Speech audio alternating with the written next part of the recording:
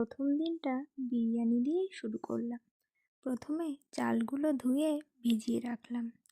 আলু ও পেঁয়াজগুলো একে একে ভেজে তুলে নিলাম। তারপর টমেটো ও রসুনগুলো সামান্য ভেজে তুলে নিলাম।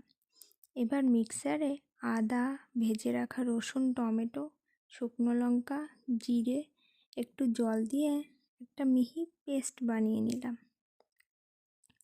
এবার ধুয়ে রাখা চিকেনগুলোর মধ্যে ভাজা পেঁয়াজ, তৈরি করে রাখা মশলা, পরিমাণ মতো লবণ, হলুদ, একটু ধনে গুঁড়ো ও টক দই দিয়ে ভালোভাবে মিশিয়ে রাখলাম আধা ঘন্টার জন্য।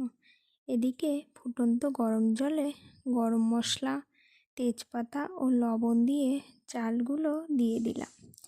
চালগুলো 80% সেদ্ধ হয়ে গেলে নামিয়ে নিলাম।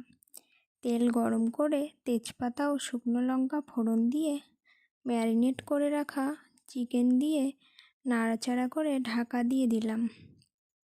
মাঝে মাঝে ঢাকনা খুলে নাড়াচাড়া করে দিতে হবে। কষানো হয়ে গেলে একটু জল ও আলু দিয়ে আরও 5 মিনিট পরে নামিয়ে নিলাম। এবার একটা বড় পাত্রে ঘি ও ভেজে রাখা পেঁয়াজ দিয়ে ভাত দিয়ে দিলাম। এর উপর চিকেন ও আলুগুলি সাজিয়ে উপরে বিরিয়ানি মশলা ছড়িয়ে দিলাম। এভাবে আরও 2টো লেয়ার সাজিয়ে উপরে বেশ খানিকটা ঘি দিয়ে দিলাম।